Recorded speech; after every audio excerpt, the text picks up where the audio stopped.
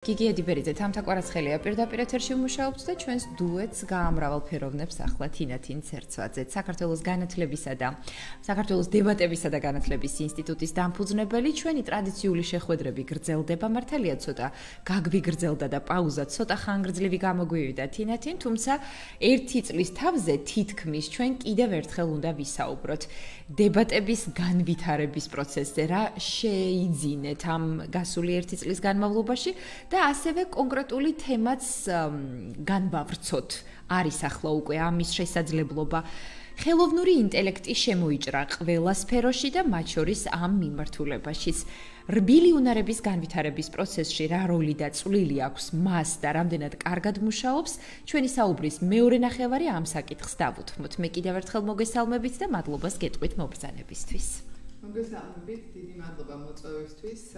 მეც მიხარია ძალიან თქვენთან წლის შეჯამება და ჩვენი აქტივობების გაცნობაც თქვენი მსმენელებისთვის. ჩვენ კვლავინდებურად აქტიურად მუშაობდით მთელი წლის განმავლობაში, ისე როგორც მრავალი წელია, ახალგაზრდებთან, განსაკუთრებით კი მოზარდებთან და მოგეხსენებათ, რომ ერთ-ერთი ყველაზე პოპულარული ჩვენს დიდ პროექტშიც და ჩვენს ბევრ სხვადასხვა აქტივობებშიც ეს არის დებატების სკოლა, რომელიც შემოდგომას იღებს ხოლმე სტარტს ახალი ნაკადით და მინდა გითხრათ რომ მთელი წელი ელოდებიან ხოლმე მოზარდები, მშობლებიც ასევე ხშირად აქ მიიღებას, რადგან მიიღებას ვაცხადებთ მხოლოდ წელიწადში ერთხელ და ეს არის შემოდგომის დასაწყისი პერიოდი, მაშინ როდესაც იწყება ფაქტიურად სასწავლო პერიოდი და მთელი წლის განმავლობაში შემდეგ გვაკითხავენ მსურველები, რომელთაც ვერაფრით ვეღარ ვღებულობთ, მაგრამ შემდგომი წლისთვის, ასე ვთქვათ, იქნება ხოლმე მომლოდინეთა ბაზა და აი ახლა მე პირიქით საჯაროდ მინდა უკვე გამოვაცხადო რომ ჩვენ მიღება აქტიურად დავიწყეთ რა თქმა უნდა პირველ რიგში ვისაც ხმა ვერ მივაწვდინეთ მაგრამ ისინი ბაზაში არიან და ყველა საგანგებოდ შევეხმიანეთ და როგორც დავპირდით და ვუთხარით რომ შეუძლიათ მიიღონ მონაწილეობა იმ კონკურსში რომელიც არის ახლა გამოცხადებული დებატების სკოლაში მისაღებად და რა თქმა უნდა ყველა მსურველს ეს არის ღია ახლა უკვე შეუძლია ჩვენს სოციალურ ქსელში ნახოს ის აპლიკაციის ფორმა, გაეცნოს დეტალებს და პირველი ნაბიჯი გადადგას. ეს კონკურსი ორ ეტაპიანია, ყველაზე ბევრ კითხვებს ამაზე გვისვამენ ხოლმე და ამას შევეხები ახლა. ეს კონკურსი არის ორი ეტაპისგან შედგება. პირველი ეტაპი ეს არის სწორედაც იმ აპლიკაციის შევსება, რომელზეც ვისაუბრეთ და რომელიც შეუძლიათ ნახონ როგორც Facebook გვერდზე ჩვენთან, ასევე Instagram-ზე. და ასევე ამის შემდეგ, როდესაც წარმატებულად გაივლის აპლიკანტი აი ამ პირველ ეტაპს, შემდეგ უკვე არის გასაუბრება და აი ამ გასაუბრების შემდეგ კომპლექტდებიან უკვე ჯგუფები. მიღება იწყება უკვე მე-7 კლასის მოსწავლეებისთვის და ცხადდება უკვე ეს კონკურსი. ჩვენ ზედაზღვარი მოსწავლეებისთვის არ აგვაქვს, იმიტომ რომ ისინი ვინც მოდიან, აღარ მიდიან ხოლმე. ჩვენი პროგრამა 3 წლიანია ფაქტიურად 2 წელი როგორც წესი და მესამე წელსაც აი აბიტურიენტებიც კი რჩებიან ხოლმე ხშირად, ამიტომ უარს ვერ ვეტყვით მათაც თუ ენდომებად, რადგანაც ძალიან ბევრი უკავშირი გვაქვს სწორედაც აბიტურიენტებისგან, რომლებიც შემდგომ გვიზიარებენ სტუდენტობის პერიოდში, როგორ დაეხმარათ მათ მომზადების დროს სწორედ ჩვენი სწავლება და როგორ დაეხმარათ შემდეგ ეს უმაღლეს სასწავლებელში კარგად თავის დამკვიდრებაში, როგორც საქართველოში, ისე მის ფარგლებს გარეთაც და შესაბამისად ჩვენ აი სკოლის მოსწავლეებისთვის ახლა გვაქვს ესეთი კარგი შესაძლებლობა რომ ნახონ დროულად ეს აპლიკაცია გაეცნონ და შემდგომ უკვე გვექნება პრეზენტაციები, ღია კარის დღეები, სადაც უფრო მეტ დეტალებს გაეცნობიან თავად სკოლის შესახებ, პროექტის შესახებ, რომლის ნაწილსაც ის წარმოადგენს და რაც ყველაზე მეტად აინტერესებთ ხოლმე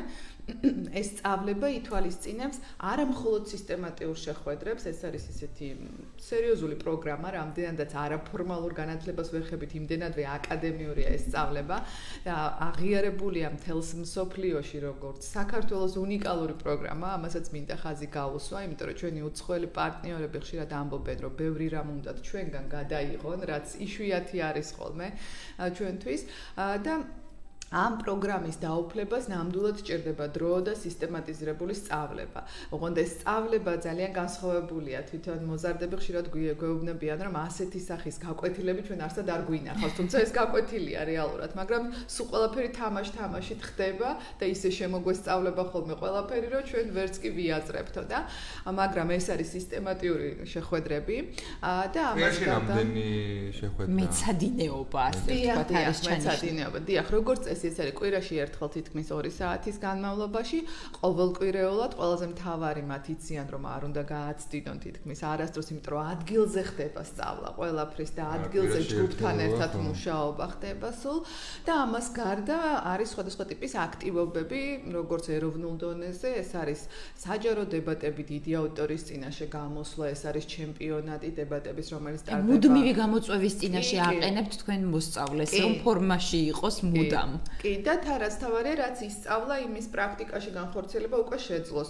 თუნდაც კამერებთან მუშაობა, თუნდაც პრეზენტაციების მომზადება, სხვადასხვა ტიპის აუდიტორიის, ხანდახან არის, რომ სრულიად დასრული აუდიტორიის წინაშე გამოდიან, არა მხოლოდ მოზარდები, ხანდახან შეიძლება აუდიტორია იყოს 100-200 კაცისგან შემდგარი. ანუ ეს ყველაფერი ოღონდ მიიღწევა ვარჯიშით და სწავლებით, რა თქმა უნდა, ჩვენ ასეთ გარემოში პირდაპირ არ ვაგდებთ მოზარდს და ეს შემდგომში დებატები, სხვადასხვა სკოლის მოსწავლეები, სხვადასხვა ქალაქის მთელი საქართველოს მასშტაბით და ბოლოს გვაქვს ხოლმე საერთაშორისო ფორუმზე გაგზავნის შესაძლებლობა, სადაც სრული დაფინანსებით ყოველწლიურად ვახერხებთ, რომ რამდენიმე ახალგაზრდა საუკეთესოთა შორის საუკეთესოები და აქ ყველა საუკეთესოა, ვინც კი. ალბათ 5 კაციანი ჯგუფი. დიახ, დაახლოებით, რომელიც ახერხებს ყველა ეტაპი გაიაროს, ეს რეალურად არის მხოლოდ ჩართულობასთან დაკავშირებული, სულ გვეკითხებიან, რომ როგორ მოვემზადოთ, უნდა მოვემზადოთ ესე, რომ აქტიურად იყოთ ჩართულები და იმეცადინოთ ჩვენთან ერთად აი ამ შეხვედრებზე. ამიტომაც არის აუცილებლად იმ კონკრეტულ მეცადინეობებზე დასწრება, აქ არის რაღაც ამ გვერდიდან ამ გვერდამდე წაიკითხავ და მე მოხვალ და საუკეთესოდ წარმართავ დებატს. ასე არ არის ზუსტად თქვენ აღნიშნეთ, მას ჭირდება სისტემატიური მუშაობა, გავარჯიშება და უნარის განვითარება. ამაზეც ხშირად ვსაუბრობთ ხოლმე, აი რატომ ჭირდება, ხო შეიძლება ინტენსიური გადამზადება ჩავატაროთ, ან თქვათ მოვამზადოთ დებატების ჩემპიონატისთვის, ეს არ არის ჩვენი მიზანი, არასდროს ეს არის ხოლმე, ასე ვთქვათ, შედეგი ჩვენი სწავლების, იმიტომ რომ სისტემატიურობა და აი ეს მუდმივი ვარჯიში, როგორც კუნთის ვარჯიში, შეიძლება სპორტდარბაზში მიხვიდეთ და 3 დღეში ისეთივე კუნთები გქონდეთ, როგორც ვთქვათ 3 თვეში შეიძლება იყოს ან 6 თვეში, ხო? აი ზუსტად იგივე პრინციპი მუშაობს. აქაც ამ ყველაფერს კარგად ვარჯიში ჭირდება მიზანმიმართულად და თანმიმდევრულად და ამიტომ მინიმუმ 1 სასწავლო წელი ხოლმე და ამის შემდეგ უკვე ეძლევა შესაძლებლობა საერთაშორისო ასპარეზზე გავიდნენ. წელსაც ჩვენ ყავდნენ არაჩვეულებრივი ახალგაზრდები, ყოველ წელს სხვადასხვა ქვეყანაში ტარდება ხოლმე, სადაც მსოფლიოს საუკეთესო მოდებატეები იყრიან თავს და ხა იქ წარმოიდგინეთ უკვე რამხელა გამოცდილების დაგროვება ხდება. გვიხარია, რომ პროექტის ფარგლებში გვაქვს შესაძლებლობა, რომ რაც კი რაიმე ჩამოვთვალე აქტივობები ესენი იყოს სრულად დაფინანსებული ხოლმე. თავარი არის უბრალოდ მოზარდების მხრიდან აი თბილისის დებატების სკოლას, როდესაც გულისხმობ ამ შემთხვევაში თან განსაკუთრებით სისტემატიურ მეცადინეობებზე სიარული და რაც ყველაზე მთავარია, ხა ამ კონკურსის წარმატებულად გავლა. ამაზეც ძალიან ბევრს გვეკითხებიან, რომ როგორ მოვამზადოთ ბავშვი, მშობლები ხშირად, რომ აი კონკურსი კარგად რო გაიაროს, უნდა კარგი პრეზენტატორი იყოს. აი მისაღებ კონკურსს გულისხმობენ? ან რომ მოხვდნენ თქვენთან ამ ჯგუფში. როგორ ხდება ეს ყველაფერი? დიახ და ჩვენ ყოველთვის პასუხობთ, რომ არავითარ შემთხვევაში არაფერში არ უნდა მოემზადონ. ჩვენ არ ვეძებთ ორატორებს დებატების სკოლაში მოსახვედრად. ჩვენ ვეძებთ მზაობას აი ამ ცოდნის და უნარების გადასაცემად, ხო? დიახ. ჩვენ უნდა ვხედავდეთ ინტერესს ახალგაზრდაში და აქვე ისევ კიდევ მინდა განსაკუთრებით მშობლებისთვის გასაგონად ვთქვა, იმიტომ რომ გასაუბრებებზეც ძალიან საინტერესო და სახალისო შემთხვევები გვაქვს ხოლმე. აქტიურობენ, ხო? დიახ, როგორ აქტიურობენ მშობლები ამ დროს და აბა უთხარი კარნახი ჩუმად. დიახ და მოგეთ კიდევ ერთხელ მინდა განვაცხადო, დებატების სკოლაში რომ მოხდეს მოზარდი, აუცილებელია პირველ რიგში თავად შეაფსოს აპლიკაცია. მარტივი კითხვებია და უნდა გულწრფელად გასცეს პასუხი, მეტი არაფერი არ მოეთხოვება და გასაუბრებაზეც უნდა იყოს უბრალოდ გახსნილი, თავისუფალი და რასაც შეეკითხებიან იმას უპასუხოს. არავითარი სხვა მომზადება, ჩართულობა მას არ სჭირდება მშობლის მით უმეტეს და რაც ყველაზე მნიშვნელოვანია, არ გვჭირდება რაღაცაში მომზადებული მოსწავლეები ან რაღაც განსაკუთრებული ცოდნით მომავალი, იმიტომ რომ ჩვენ ვასწავლით სწავლასაც. ჩვენ ვასწავლით მასალების დამუშავებასაც, ჩვენ ვასწავლით ინფორმაციის მოძიებასაც. ამიტომ, რა თქმა უნდა, უკვე ასეთებს არ ვეძებთ, რასაც ქვია, ხელსაც არ ვუშლით, რა თქმა უნდა, ვინც იქნება მოტივირებული, რომ ჩაერთოს და ასეთივე ყოჩაღი, მაგრამ ჩვენი მიზანი არის, რომ პირიქით ამ ხრივ გავაძლიეროთ ისეთები, ვისაც განსაკუთრებულად სჭირდება და ვინც აცნობიერებს, რომ მას სჭირდება ამ ყველაფრის განვითარება სწორედ იმ რბილი უნარების, რომელიც თქვენ ახსენეთ და რომელიც სასიცოცხლოდ მნიშვნელოვანი გახდა თანამედროვე ეპოქაში, მაშინ მით უმეტეს, როდესაც ხელოვნური ინტელექტი შემოიჭრა ჩვენს ცხოვრებაში. და თქვენს იყენებთ ხელოვნურ ინტელექტს? ეს ძალიან რთული კითხვა არის. ვიტყოდი, რომ გარკვეულწილად, რა თქმა უნდა, როგორც ყველა ადამიანი ალბათ, თუმცა მე არ ვარ მომხმარებელი ხელოვნური ინტელექტის, ისე როგორც შეიძლება ვისაუბროთ დღეს მოზარდებზე, რომლებმაც შესაძლოა გადაწყვიტეს, რომ ჩაანაცვლონ რაღაცა ამ ხელოვნური ინტელექტით, ან უკეთ გააკეთონ ესა თუ ის დავალება, შეასრულონ ესა თუ ის ამოცანა ხელოვნური ინტელექტის დახმარებით და ამას სისტემატურად მიმართავენ. აი, ეს არის ერთ-ერთი გამოწვევა, რომელიც დღეს დგას და ქართულ რეალობაში განსაკუთრებით ძალიან დამახინჯებული ფორმა მიიღო ამან. აი, მე სიამაყით შემიძლია გითხრათ, რომ ჩვენ ფაქტიურად პრეცედენტებიც კი არ გქონია ესეთი, რომ მაგალითად სიტყვით გამოსვლა დაუწეროს ხელოვნურმა ინტელექტმა და მოსწავლე ისე გამოვიდეს ჩვენთან.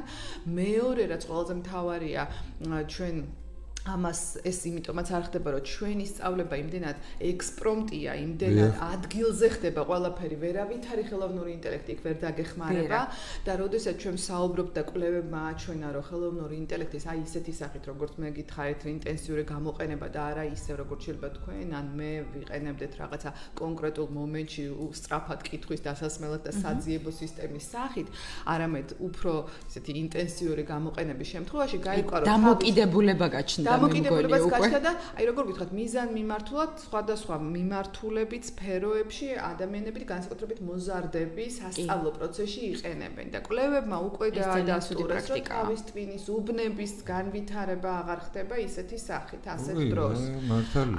იმიტომ რომ შენ აღარ ხარ კრიტიკულ ამოცანებზე გადაჭრაზე ორიენტირებული. შენ ზუსტად იცი, რომ ამას კითხავ აის და ის გიპასუხებს. მართალია. ყოფილა შემთხვევები აი ესეთი კონკრეტული დავალებით მიუმართავთ ის, რაც მიცემული აქვს და პასუხს ელის ChatGPT-სგან.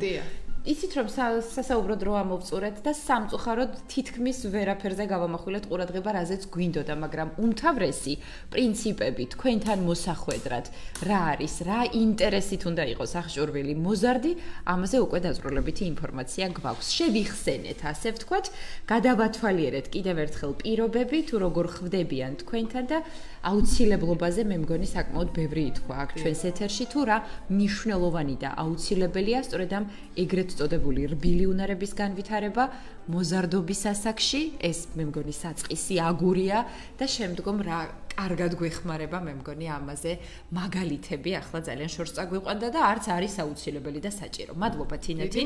მე წარმატებას გისურვებთ თქვენ და თითოეულ მოზარდს, ვინც თქვენს წრეშია გაერთიანებული და დიდი სურვილი აქვს, რომ ეს უნარები განივითაროს.